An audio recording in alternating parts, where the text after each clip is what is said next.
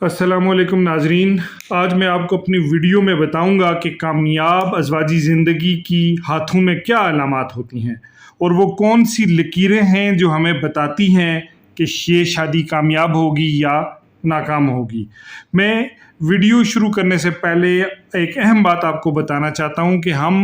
मर्दों की लकीरें और उनके हालात ज़िंदगी उनके दाएं हाथ से पढ़ते हैं और ख़वातीन की लकीरें, उनकी हालात ज़िंदगी और दीगर रीडिंग जो है वो उनके बाएं हाथ से पढ़ते हैं। तो इसीलिए मैं वीडियो में जो भी लकीरें आपको बताऊंगा तो उन लकीरों को मर्द हज़रात अपने दाएं हाथ से कंपेयर करें और ख़वातीन उनको बाएं हाथ से पढ़ें। मैं आपको वीडियो के आखिर में कामयाब अज़वाजी ज़िंदगी के लिए कुछ अहम टिप्स भी बताऊंगा और मुश्किल तरीन अज़वाजी ज़िंदगी के जो दुख होते हैं और उसकी जो शिद्दत होती है उसको कम करने के लिए कुछ ऐसी हिकमत अमलियाँ शेयर करूंगा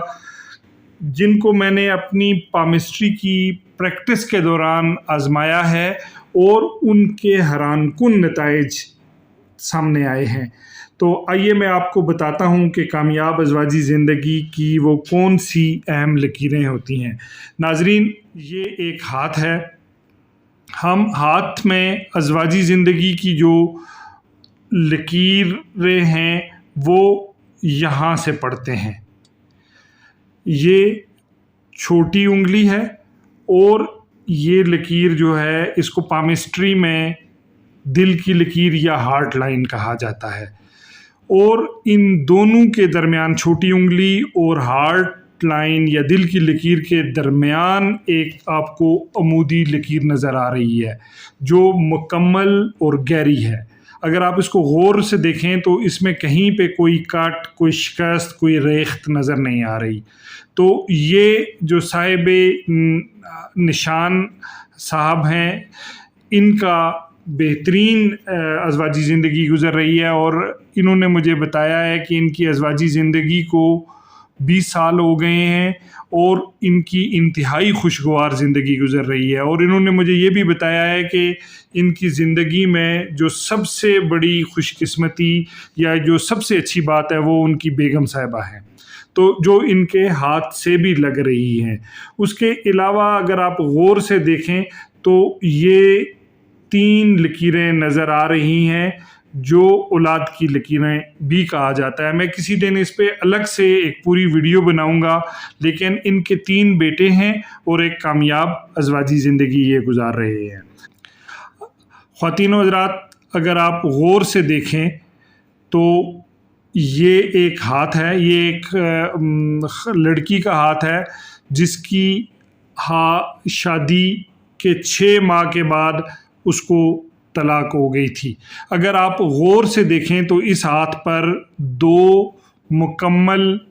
और बराबर की शादी की लकीरें हैं। लेकिन अगर हम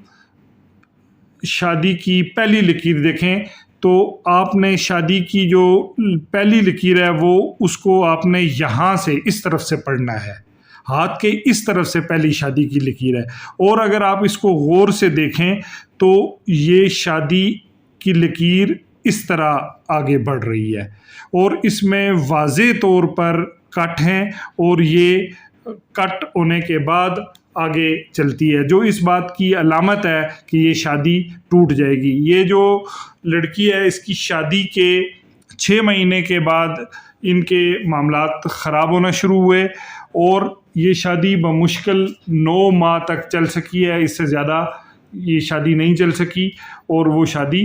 ख़त्म हो गई और वो तलाक पे ये ख़त्म हुई। लेकिन एक दिलचस्प बात आप ये देखें कि ये जो दूसरी लकीर है ये वाज़े और मुकम्मल है और उसके बाद इन मोहतरमा की दोबारा शादी हो गई है जो एक कामयाब अज़वाजी ज़िंदगी गुजार रही हैं और उसमें जो ये इतनी अच्छी और कामयाब ज़िंदगी है कि जिससे उनके पहले दुख भी जो हैं वो ख़त्म हो गए हैं। तो ये एक अच्छी बात इसमें ये थी कि दूसरी शादी उनकी कामयाब हुई है। लेकिन अगर किसी हाथ पर पहली शादी इस तरह टूट फूट का शिकार हो जिस तरह मैंने यहाँ पे ये बना के दिखाया था, تو آپ یہ دیکھ سکتے ہیں کہ وہ بھی ایک مشکل ٹائم سے شادی گزرے گی۔ اب میں آپ کو کچھ ایسی ٹپس بتانا چاہوں گا جو کامیاب ازواجی زندگی کے لیے نہایت ضروری ہیں۔ میرا یہ تجربہ رہا ہے اور میں نے اس کو کے دوران بہت سارے کپلز کے ساتھ جو میری کونسلنگ کے سیشن رہے ہیں اس میں نے ایک چیز دیکھی ہے کہ کامیاب ازواجی زندگی کے لیے آپ کو اپنی ایگو اور اپنی انا کو مارنا پڑتا ہے۔ اگر آپ بہت انا پرست ہیں تو میں آپ کو بہت یقین سے کہہ سکتا ہوں کہ آپ کی ازواجی زندگی کبھی نہ کبھی کسی مشکل صورتحال سے ضرور دوچار ہوگی۔ تو میری آپ سے یہ ریکویسٹ ہے کہ آپ انا اور ایگو کے حوالے پہ گوگل پر جا کر پڑھیں، اس کو کیسے مینیج کیا جا سکتا ہے، کیسے کم کیا جا سکتا ہے۔ میں انشاءاللہ اس کے اوپر بھی ایک الگ سے ویڈیو بناؤں گا، لیکن چونکہ آج یہ ہمارا موضوع نہیں ہے تو اس لیے میں اس پہ زیادہ بات نہیں کروں گا۔ دوسرا، کامیاب ازواجی زندگی کے لیے ضروری ہے کہ شریک حیات کے درمیان کبھی بھی ڈفرینسز آ سکتے ہیں۔ شریک حیات دونوں میں سے مرد یا خاتون میں سے کوئی بھی غصے میں آ سکتا ہے، تو میری گزارش ہوگی کہ اگر کوئی ایک آدمی ایک وقت میں غصے میں آئے تو دوسرے لوگ اپنے دوسرا شریک حیات وقتی طور پر اپنے غصے کو ضرور قابو میں رکھے، اور اگر وہ غصے کو قابو میں رکھے گا تو وہ مشکل ٹائم گزر جائے گا۔ اس کے علاوہ وہ لوگ جن کی ازواجی زندگیاں مشکل سے دوچار ہیں تو اس کے لیے 3 کام کریں۔ مجھے بہت امید ہے کہ اگر آپ نے یہ 3 کام کر لیے تو آپ کی ازواجی زندگی جو ایک مشکل ٹائم سے گزر رہی ہے اس کو آپ بہت اچھے طریقے سے گزار سکیں گے۔ سب سے پہلی بات تو یہ ہے کہ آپ اللہ کے ساتھ اپنا تعلق، اپنے خدا کے ساتھ، اپنے ماننے والے اپنے اللہ کے ساتھ جو ہے اپنے تعلق کو مضبوط کریں، کیونکہ اچھے اور برے جو بھی حالات ہیں وہ اللہ کی طرف سے ہوتے ہیں، اور اللہ ہی وہ ذات ہے جو انسانوں کو اس مشکل صورتحال سے نکال سکتی ہے۔ تو اس سارے عرصے کے دوران آپ بار بار اللہ سے رجوع کریں، اللہ سے دعا مانگیں، اللہ کے سامنے اپنے پرابلم رکھیں، وظائف کریں، اپنی نماز اور دیگر جو عبادات ہیں وہ بہت باقاعدگی سے کریں، تو آپ کو بہت سکون کی دولت سے اللہ نوازے گا اور آپ کے مشکل حالات کو اس سے نکال دے گا۔ دوسری بات یہ ہے کہ صبر کے ساتھ ساتھ آپ صدقات بھی ضرور دیں، چیریٹی ضرور کریں۔ میں نے اپنی پریکٹیکلی لائف میں دیکھا ہے کہ جو لوگ صدقات دیتے ہیں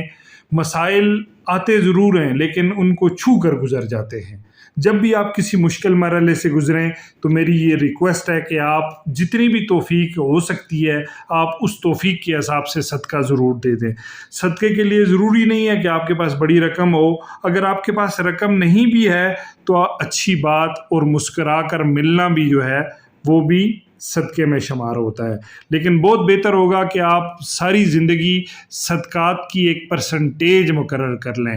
مطلب اگر آپ کی آمدن 1 لاکھ روپیہ ہے تو آپ 3 سے 5% اللہ کے راستے میں چیریٹی دینا شروع کر دیں، تو ساری زندگی آپ مسائل کے بجائے خوشحالی سے زندگی گزاریں گی۔ اور میں نے اپنی یہ باتیں آپ کو اپنی پریکٹیکل لائف میں 25 سال کا میرے تجربے میں یہ بات آئی ہے کہ وہ شخص جو اپنی زندگی میں صدقات سے کام لیتے تھے ان کی زندگی ان لوگوں کی نسبت بہت اچھی گزری ہے جن کے ہاتھوں پر اگر بری علامات بھی تھیں تو بھی اس وقت کو ان لوگوں نے بہت اچھے طریقے سے گزارا ہے۔ آپ کا بہت شکریہ ویڈیو سننے کے لیے۔ اگر آپ کو یہ ویڈیو پسند آئی ہے تو آپ اس چینل کو سبسکرائب کر دیں اور کسی دوسرے کے ساتھ شیئر کر دیں، کیونکہ علم نفسیات یہ بات کہتا ہے کہ اگر آپ کو وقت سے آنے والے خطرات کا وقت سے پہلے اندازہ ہو جاتا ہے تو آپ ذہنی طور پر تیار ہو جاتے ہیں اور ان کو کم سے کم کرنے کے لیے آپ کو بہت مدد فراہم ہوتی ہے۔ آپ کا بے حد شکریہ۔